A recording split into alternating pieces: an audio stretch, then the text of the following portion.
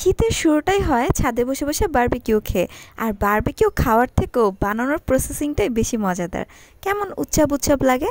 তো এটা ছিল আমার দ্বিতীয় বারবিকিউ। এটার জন্য চিকেন নিয়ে নিয়েছি বড় বড় করে, আর চিকেন অবশ্যই ছোট ছোট করে নিতে হবে, না হলে খুব ভালো করে পুড়বে না। আর তারপরে আমি নিয়ে নিলাম তান্দুরি মশলা। এরপরে নিয়েছি রাঁধুনি কাবাব মশলা।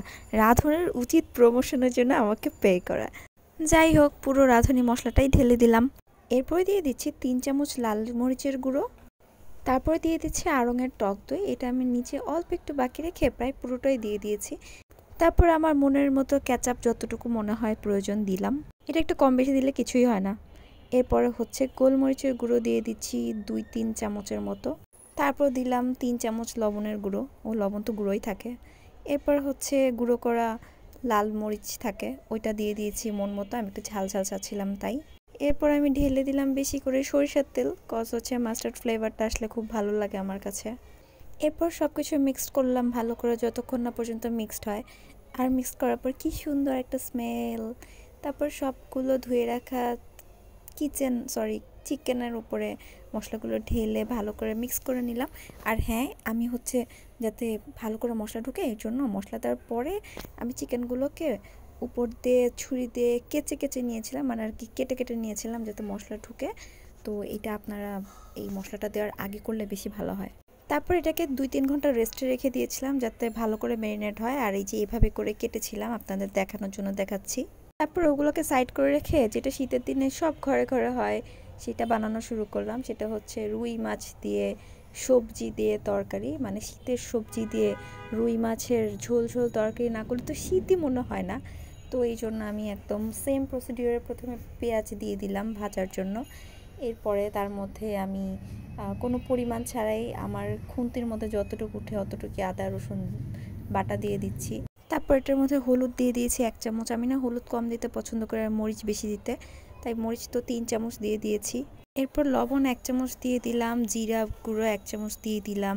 তারপর ভালো করে এটাকে তেলে ভেজে ভেজে কষিয়ে নিলাম। এরপরে হচ্ছে এর মধ্যে সবজিও দিয়ে দিয়েছিলাম, সবজিকে ভালো করে মেখে নাড়িয়ে চেড়ে তারপর এটার মধ্যে পানি দিয়ে দিয়েছিলাম, ঝোলের পানি, একদম বেশি বেশি করে ঝোল হবে। অনেক বেশি ঝোলের পানি দিয়ে আমি এটাকে ঢেকে দিলাম। তারপরে দেখলাম যে এটা বলক উঠে গিয়েছে। তো সবজিগুলো ভালো করে বয়েল হয়ে গেলে তারপরে হচ্ছে আমি আমার সেই ভেজে রাখা রুই মাছের টুকরোগুলো এটার মধ্যে সাজিয়ে দিলাম। তারপর এটার মধ্যে আমি দিয়ে দিলাম কিছু বড় বড় করে রাখা কাঁচামরিচ। তারপর ওদের আমি ঘুমাতে পাঠিয়ে দিলাম, মানে আর কি ঢেকে দিলাম। পরে ঢাকনা তুললাম, দেখলাম যে ঘুম থেকে উঠে এরা অনেক অনেক ধোয়া বের করছে, মানে এটা হয়েই গেছে আর কি। তারপর দেখি হায় আল্লাহ, এর তো ঝোল টোল একদম নাই নাই হয়ে গেল। তো এটার উপর লাস্টে হচ্ছে আমি ধনিয়া পাতা ছিটিয়ে দিলাম। আর এটাই আমার হয়ে গেল শেষ শেষ শেষ। এরপরে এই দুনিয়ার সহজ আর কমন রেসিপিটা শেষ হয়ে গেল। আমার রান্নাটি ফুরলো, নোটে গাছটি মুড়লো। এরপর আমি এখন চলে যাব আমাদের বারবিকিউ পার্টিতে। শীতের রাতে ঠান্ডা উপভোগ করতে ছেলেমেয়েরা আগুন জ্বালিয়েছিল ছাদে। আহা, কি যে মজা লাগছিল ওই ঠান্ডার মধ্যে। তো এটার মধ্যে আমিও কিছুক্ষণ হাত টাত দিয়ে গরম করে নিলাম। আর আমাদের বাসার ছোট বাবুগুলো অনেক মজা করছিল, ওরা মাদুর পাতিয়ে বসে। তো এই যে লামিসা ছোট্ট বুড়িটা তার ভাইকে নিয়ে খুব ফান করছে। আর ফারাজ তো হা করে দেখছে কিভাবে করে মুরগি পোড়ায়, কে কি করছে। ওরা গান ছেড়ে ওরা ইচ্ছা মতো যেমন খুশি তেমন নাচ শুরু করে দিল। ফারাজ তো অনেক সুন্দর নাচ শিখে গেছে।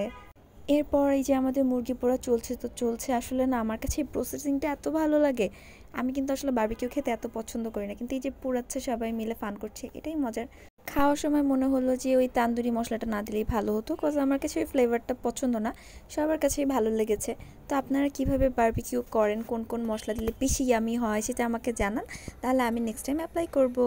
আজকে এই পর্যন্তই আমাদের বারবিকিউ। এই যে এখন খাওয়া শুরু হয়ে যাবে, তো এখন খেতে খেতে টাটা বাবাই।